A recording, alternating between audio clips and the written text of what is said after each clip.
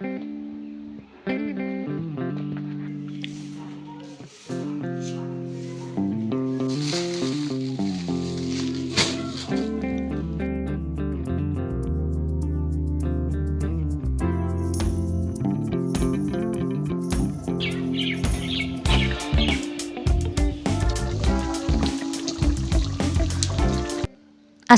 আলাইকুম। আমি বৃষ্টি আপনাদের সাথে আছি।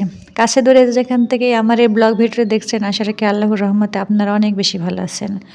প্রতিদিনকার মতো আজও একটা নতুন ব্লগ ভিডিও নিয়ে মাসের শেষটা যেমনি অনেক সংসার চালানো অনেক চাপ হয়ে যায়, তেমনই মাসের শুরুটা অনেকটাই ভালো লাগে। যেহেতু পুরা মাসের সংসারটায় খরচের টাকাটাই পুরা হাতে থাকে, তো এই জন্য মাসের শুরুটা অনেক ভালোই লাগে। আমাদের হাতে থাকে তখন ভালো লাগে। তারপরে আস্তে আস্তে ধরেন সংসার চালানো দিয়ে টাকা পয়সা তো তেমন একটা হাতে থাকে না। তো যাই হোক, ওদিকে সকালবেলা ঘুম থেকে উঠে পড়ছি, উঠে আবার বাহিরে একটু হাঁটে আসলাম। বাহিরে আজকে তেমন একটা রোদ ভালো উঠিনি, যেহেতু শীতকাল এখন তো এরকমই হবে, বাইরে অতটা রোদও দেখা যাবে না। আর বাহিরে একটু হাইটে একটু দাঁড়িয়ে থেকে আইসি, তারপর রুমে চলে আসলাম। রুমে এসে তো বিছানাটা ভালো করে পরিষ্কার করে নেব। এখানে কম্বলটা ভালো করে ভাঁজ করে নিলাম। আর এই কম্বলটা এত পরিমাণ ভারী, কম্বলটা ভাঁজ করতে গেলে অনেক খাটনি লাগে, অনেক মানে হয়, কষ্ট হয়। তো যাই হোক, কী করার, কম্বল তো ভাঁজ করে লাগবে। আর আমার হাজব্যান্ড বাইরে থেকে কম্বলটা নিয়ে আনছিল, তো এই জন্য অতিরিক্ত ভারী। তো এখানে কম্বলটা সুন্দর করে ভাঁজ করে নিলাম, নিয়ে আবার এখানে বিছানাটা পরিষ্কার করে নেব। ওইদিকে বালিশ গলা একটু এলোমেলো ছিল, বালিশ গলাও সুন্দর করে গুছিয়ে নেব। গুছিয়ে নিয়ে বিছানাটা একটু ঝাঁটা দিয়ে ভালো করে ঝাড় দিয়ে নেব। নিয়ে বিছানাটা যদি একটু পরিষ্কার থাকে, পরিচ্ছন্ন থাকে, তো সকালবেলায় মনটা অনেক ফ্রেশ লাগে।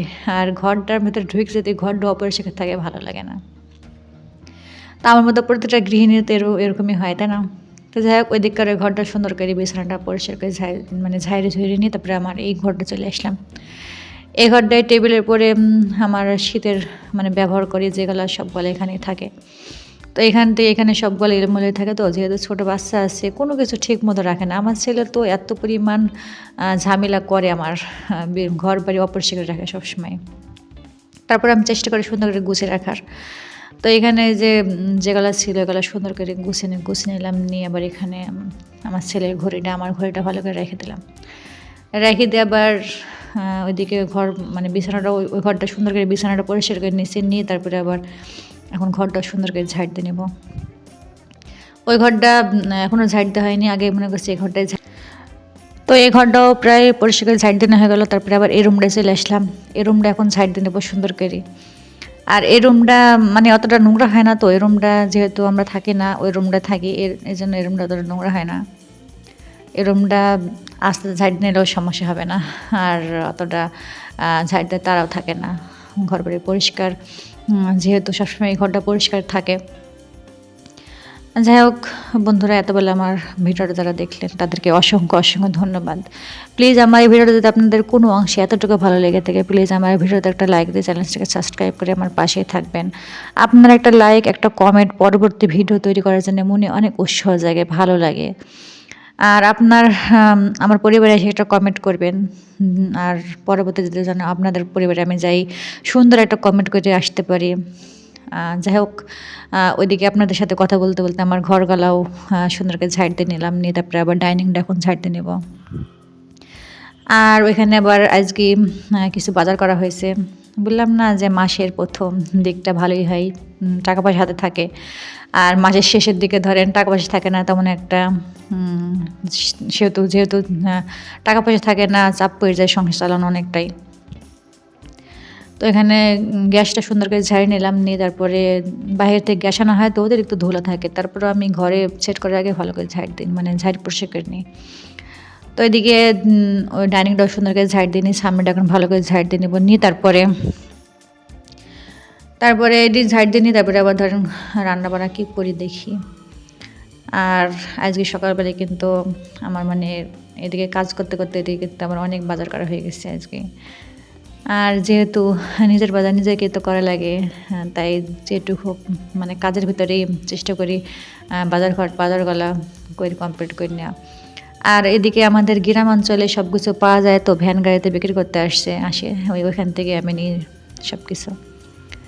তো এখানে আমার একটা মুরগি নেওয়া হয়েছে, ব্রয়লার মুরগি। তারপরে এখানে কিছু কাঁচামরিচ নিছি।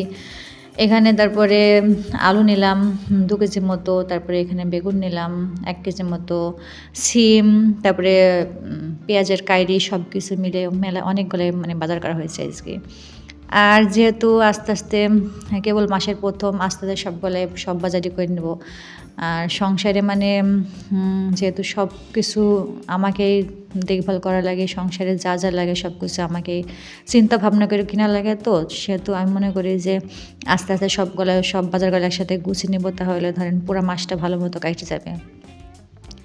তো এদিকে আপনাদের সাথে বাজারগুলো দেখে দিলাম, দিয়ে আবার এদিকে ব্রয়লার মুরগিটা কাইটে আনিনি, মনে করছি বাড়িতে এনে কাটবো। আর আমাদের গ্রাম অঞ্চলে বেশিরভাগ মানুষ এরকম আখড়াই মুরগি বাড়িতে নিয়ে আসেন, বাড়িতে এনে তারপরে সুন্দর করে পিস পিস করে কাটি যেটুকুটা লাগে সেটুকু রান্না করে ধরেন। তো আম্মু সেটাই করছি, আখড়া মুরগি নিয়ে এনে এখন সুন্দর করে কুইটে নিব, তারপরে তো এখানে যতটুকু যে পরিমাণ রান্না করবো সে পরিমাণ রান্না করে নেব।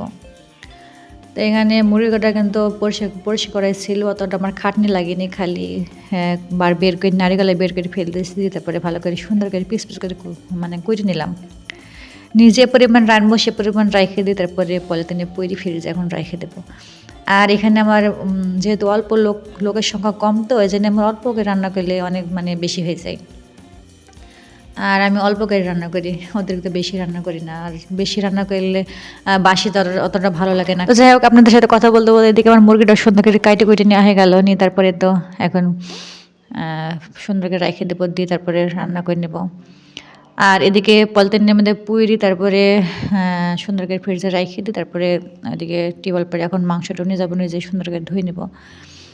তারপরে ওইদিকে ধরেন মাংস ধোয়ার আগে ওইদিকে যতগুলো বাজার তো আপনাদের দেখালাম, ওগুলো একটু সুন্দর করে গুছিয়ে রাখলাম। আর যেহেতু এখন শীতকাল, তো সবজি তেমন একটা নষ্ট হয় না, সবজি ফ্রিজে রাখলেও হয়, না রাখলেও। আমি এখন শীতকালে বেশিরভাগ সবজি তরকারি বাইরে রেখে দিই, ফ্রিজে অতটা রাখিনি। আর ফ্রিজে গরমে একটু সবজি রাখলে ভালো হয়, নষ্ট হয় না, অতটা ভালো থাকে, এই জন্য গরমের সময় ফ্রিজে রাখা হয়। তো যাই হোক, ওইদিকে সবজিগুলো সুন্দর করে গুছিয়ে টুচি ধুই, তারপরে আবার এখন মাংসটা ভালো করে ধুয়ে নেব, নিয়ে তারপরে বললাম তো রান্না বান্না করতে হবে, এখনও খাওয়া দাওয়া করা হয়নি। তারপরেও ছেলেকে হালকা পাতলা খাওয়ানো হয়েছে, এখনও আমার কোনো খাওয়া এখনও হয়নি, মনে করছে আগে রান্না করে তারপরে খাবো। আর সংসারের কাজগুলো যদি একটু ভালো করে সুন্দর করে মানে গুছিয়ে গাছিয়ে নিয়ে যদি রান্না করা যায় তো ওতে ভালো লাগে।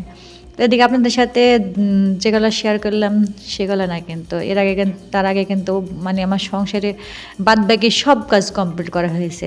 সেভাবে ধরেন ক্যামেরা তো ক্যাপচার করা যায় না, আর অতটা ভিডিও অনেক বড় হয়ে যাবে, ওই জন্য ভিডিও করা হয় না। তো এদিকে সব কিছু কাজকাম কমপ্লিট করে থুই আসি, তারপরে তো রান্না করতে চলে আসছি। এখানে গ্যাস নিয়েছি, গ্যাসটা এখনও সেট করা হয়নি, তো ওই জন্য মনে করছে যে মাটি চুলে রান্না করিনি। তো গ্যাসটা সেট করি আবার গ্যাসে রান্না করতে হবে, যেহেতু খড়ি নাই।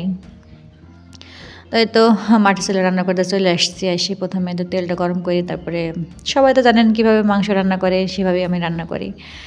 তাই তো এদিকে সব মশলাপাতি ভালো করে কষে নিলাম, নিয়ে তারপরে এখন মাংসটা দিয়ে দেবো, দিয়ে মাংসটা সুন্দর করে কষিয়ে নিই, তারপরে ধরেন একটু মেলাক্ষণ ধরে ফুটি একটু। আর মুরগির মাংস অতটা সেদ্ধ করা লাগে না, আর অতখানি বেশি অতটা মানে রাঁধতে অত দেরিও লাগে না কিন্তু। তাই তো আপনাদের সাথে কথা বলতে বলতে মাংসটা প্রায় কষানি হয়ে গেছে, আর একটু কষাবো। তাই তো কষানি শেষ করে এখন পরিমাণ মতো ঝোলের পানি দিয়ে দেবো, দিয়ে তারপরে ভালো করে রান্না করে নেব, নিয়ে তারপরে একটু এখন খাওয়া দাওয়া করেনি, খাওয়া দাওয়া করবো। তাই তো রান্না করা শেষ, রান্না করে তারপরে আপনাদের দেখাইছি কেমন হলো রান্নাটা। তো মাশাআল্লাহ রান্নাটা অনেক মানে টেস্ট হয়েছিল, ভালো লাগছে খাইতে, স্বাদও লাগছে অনেক। তো এতক্ষণ মানে আমার ভিডিওটা যারা দেখলেন তাদেরকে অসংখ্য ধন্যবাদ। ভালো থাকবেন, সুস্থ থাকবেন। আসসালামু আলাইকুম।